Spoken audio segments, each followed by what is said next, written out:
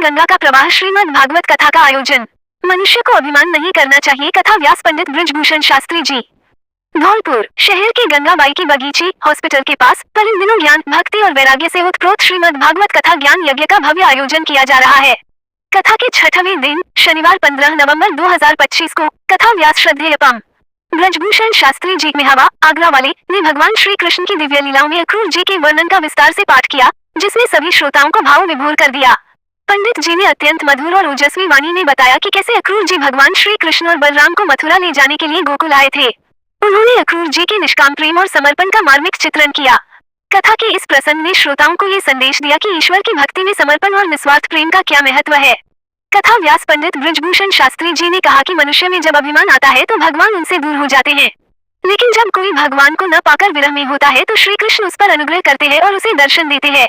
अतः मनुष्य को अभिमान नहीं करना चाहिए। उक्त प्रवचन स्थानीय गंगाबाई की बगीचे में चल रही संगीतमय श्रीमद् भागवत कथा के 6ठे दिन कथा प्रवक्ता पंडित बृजभूषण शास्त्री महाराज ने दिए। श्रीमद् भागवत कथा में शनिवार को भागवत कथा में भक्तों की भारी भीड़ जुटी। व्यास जी ने कथा में बताया भगवान का मथुरा प्रस्थान, कंसवध, महर्षि संदीपनी के आश्रम में विद्या ग्रहण करना, उद्धव गोपी संवाद, द्वारका की स्थापना के प्रसंग का संगीत में पाठ किया गया। कथा के दौरान भक्तिमय संगीत ने श्रोताओं को आनंद से परिपूर्ण कर दिया।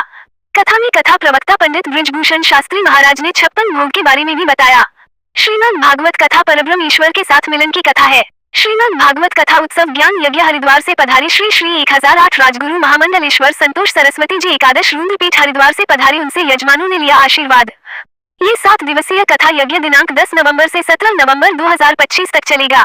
आज की कथा में कथा परीक्षित सुकांत भूषण शर्मा एवं श्रीमती सरला शर्मा, वरिष्ठ अधिवक्ता सुधीर भूषण शर्मा, डॉक्टर अशोक शर्मा, भारत भूषण शर्मा, रविकांत शर्मा ने पूरे परिवार सहित भाग लिया और कथा व्यास से आशीर्वाद प्राप्त किया। श्रीमद् भागवत कथा के यजमान ने बताया कि कथा का आज 6ठा दिन था और यह ज्ञान यज्ञ 17 नवंबर को पूर्णाहुति के साथ संपन्न होगा। प्रतिदिन दोपहर 12 बजे से कथा प्रारंभ होती है। बड़ी संख्या में धर्म प्रेमी श्रद्धालु जन कथा श्रवण के लिए पहुंच रहे हैं और पुण्य लाभ अर्जित कर रहे हैं। एक पंजाब की बुढ़िया वृंदावन देखने के लिए आई अपनी लड़की के साथ। साहा बिहारी कहते तेरे खम्मा को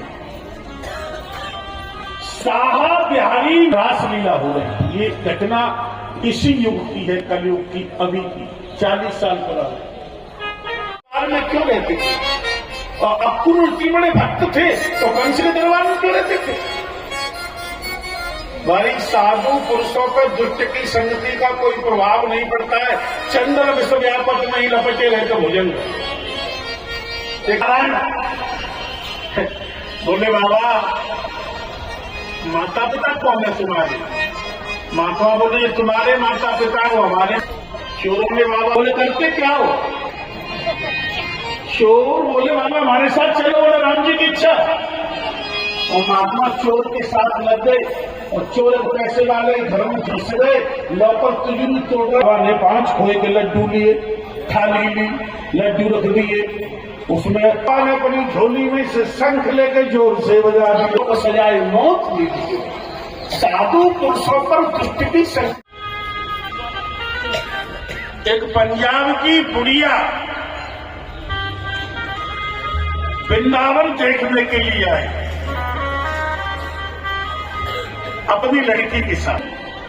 साहा बिहारी कहते तेरे खम्मा को साहा बिहारी रासलीला हो रही। ये घटना इसी युग की है, कलयुग की, अभी की 40 साल पुरानी। में क्यों रहते थे?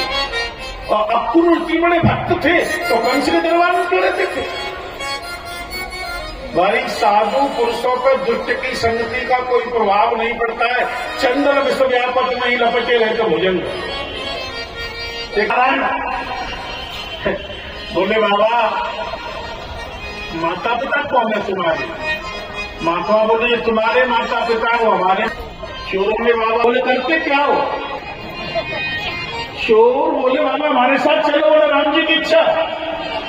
और महात्मा चोर के साथ लग गए और चोर पैसे वाले घर में घुस गए। लौकर तुझे तोड़ ने 5 खोए के लड्डू लिए, थाली ली, लड्डू रख दिए। उसमें पान अपनी झोली में से शंख लेके जोर से बजा दिया, सजाए मौत दी।